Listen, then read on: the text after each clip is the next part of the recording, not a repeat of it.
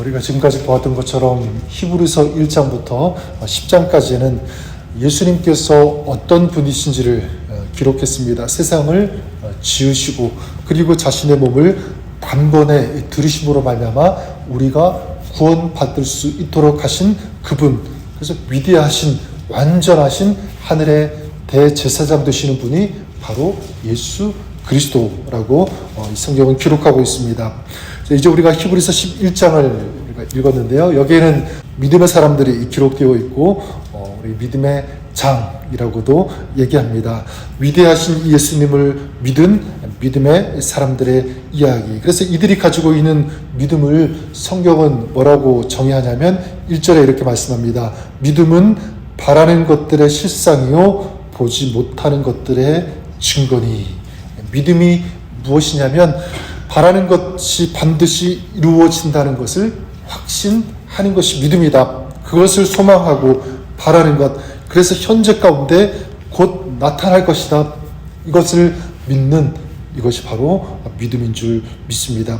그런데 이 믿음에서 중요한 것은 저는 이 믿음의 대상이라고 믿습니다. 누구를 믿는가? 저는 그 믿음의 대상이 바로 우리 하나님이신 줄 믿습니다.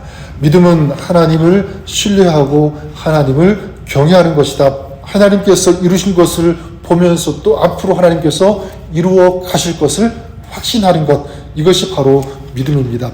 그래서 하나님께서 예비하신 것들을 또한 의심하지 않고 믿음의 눈으로 바라보면서 살아가는 그런 삶, 이것이 바로 믿음의 삶인 줄 믿습니다. 그래서 오늘 그 예로 든 사람들이 쭉 그 목록들이 이제 나오고 있는데 저는 그들에게서 무엇을 보았냐면 구체적으로 그러면 이 믿음이 어떤 것인가, 어떻게 살아가는 것이 믿음의 삶을 살아가는 것인가, 저는 오늘 여기 소개되고 있는 믿음의 사람들의 그 삶을 통해서 볼 수 있다고 생각합니다.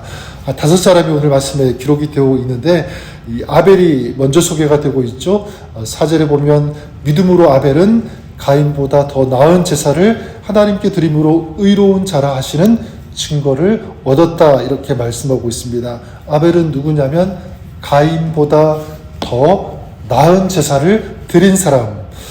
어떤 학자들은 이 가인은 곡식으로 제사를 드렸고 이 아벨은 양의 첫 새끼를 바쳤기 때문에 이 아벨이 가인보다 더 나은 제사를 드렸다, 이렇게 해석하기도 합니다. 아벨의 제사는 양을 잡아드리는 이 피가 있는 제사를 드렸기 때문에 하나님이 받으셨고, 가인은 그렇지 않은 곡물로 가지고 이 제사를 드렸기 때문에 이것은 피가 동반되지 않은 제사였기 때문에 하나님께서 받지 않으셨다, 이렇게 해석하기도 합니다. 그리고 이 피로 드리는 이 제사 피로는 사실 이 가인과 아벨이 살았던 그 이후 오랜 시간 후에 이 레위기에 이제 규정이 된 그런 내용 아닙니까?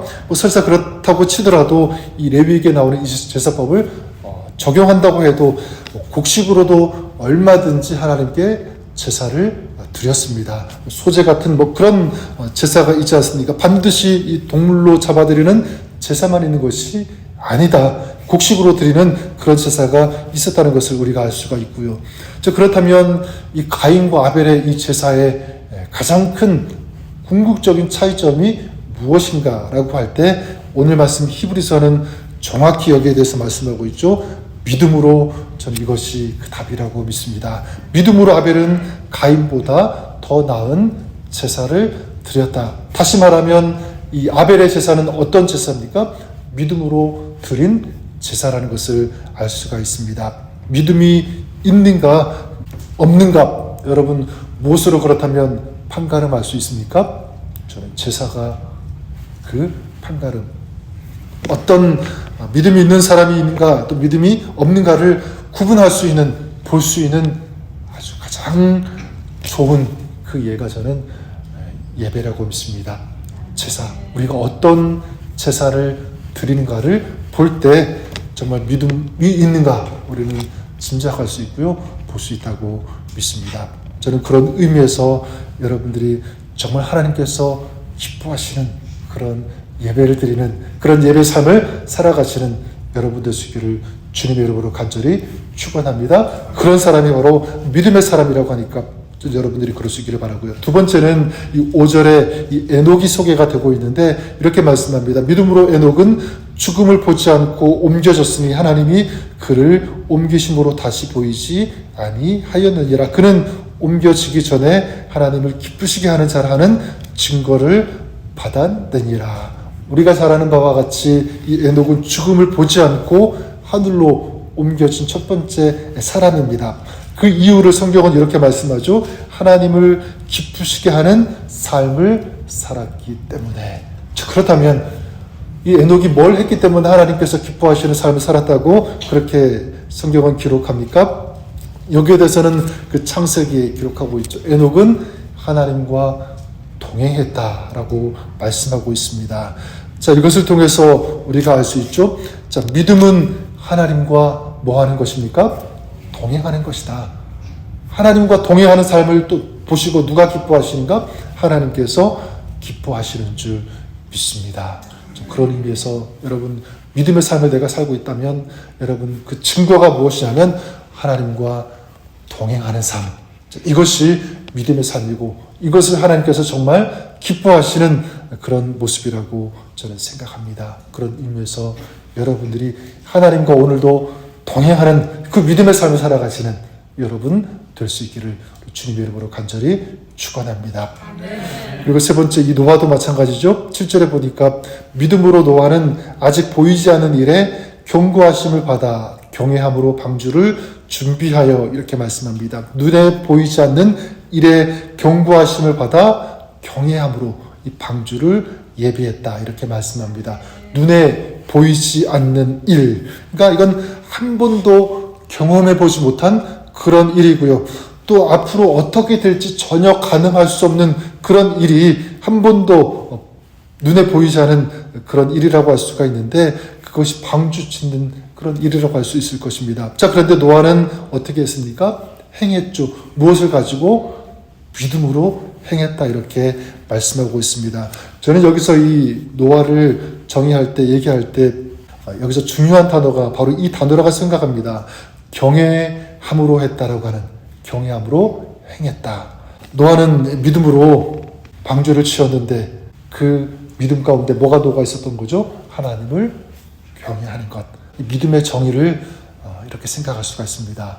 믿음은 하나님을 경외하는 것이다. 하나님을 정말 경외하는 그런 사람이 믿음의 사람이라고 할 수 있다는 것입니다. 노아는 하나님을 경외했기 때문에 사람들이 무모한 일이다, 어리석은 일이다라고 하는 그 방주짓는 일을 끝까지 경외함으로 행했다는 거죠.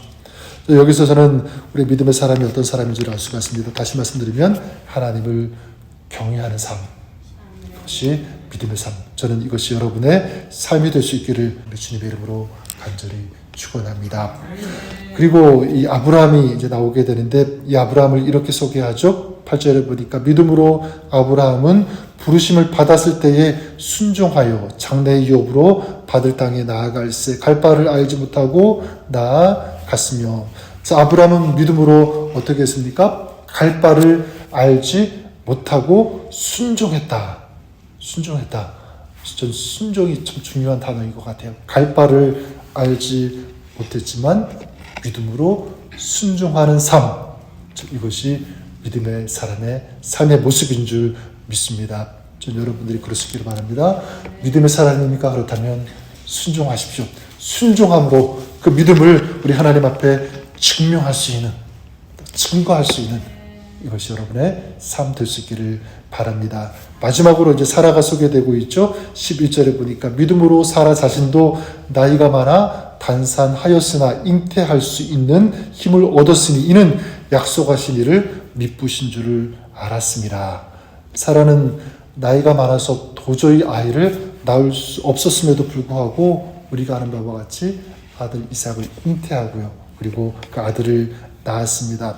이것이 어떻게 가능했는가라고 할 때 마찬가지 믿음으로 이렇게 시작하고 있습니다. 바로 믿음 때문에 가능했다. 어떤 믿음입니까? 약속하신 이를 미쁘신 줄 알았다. 미쁘다. 그만큼 신뢰했다는 거죠. 하나님의 그 약속을 신뢰하고 믿었기 때문에 그는 그 놀라운 일, 정말 사람의 상식이 이성으로 생각할 수 없는 그런 일이 성취되어지는 그런 역사를 경험할 수 있었다는 것입니다. 바로 이 믿음은 무엇인가? 약속하신 하나님을 믿고 신뢰하는 것. 이것이 믿음인 줄 믿습니다.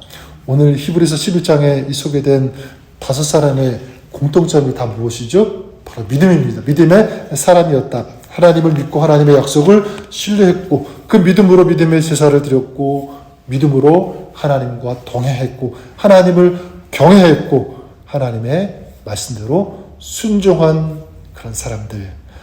오늘 이렇게 5명이 소개가 되고 있는데 저는 말씀을 읽고 묵상하면서 모르겠어요. 저 상상인지 모르겠지만 이런 생각이 들었습니다. 히브리서에 소개된 오늘 여기에 나오는 믿음의 사람들 뒤에 저의 이름이 기록되어 있으면 얼마나 좋을까. 저는 여러분들을 축복합니다. 믿음으로 그 다음에 여러분들의 이름이 기록되었으면 좋겠습니다. 우리가 성경에 나오지 않지만 하나님의 책, 하나님의 그 가지고 있는 그 책, 그 명단에 여러분들의 그 이름이 기록되었으면 좋겠어요. 여러분이 한번 그런 소망, 그런 희망을 한번 가져보기를 바랍니다. 그러기 위해서 어떻게 해야 되는가? 믿음의 사람들이 그렇게 살았던 것처럼 오늘도 우리의 삶이 믿음의 삶이 되어야 되는 줄 믿습니다. 우리 말씀처럼 예배가 있는 삶, 믿음의 예배가 있는 삶, 그리고 하나님과 동행하는 삶, 하나님을 경외하는 삶, 그리고 순종하는 삶, 그리고 하나님의 약속을 믿는 삶, 이런 삶을 살아갈 때 오늘도 하나님께서 기뻐하시는 그런 믿음의 증인이 되는 그런 삶이 되는 줄 믿습니다. 저 여러분들이 이런 삶을 살아가시는 또 여러분의 평생의 삶이 그럴 수 있기를 주님의 이름으로 간절히 축원합니다.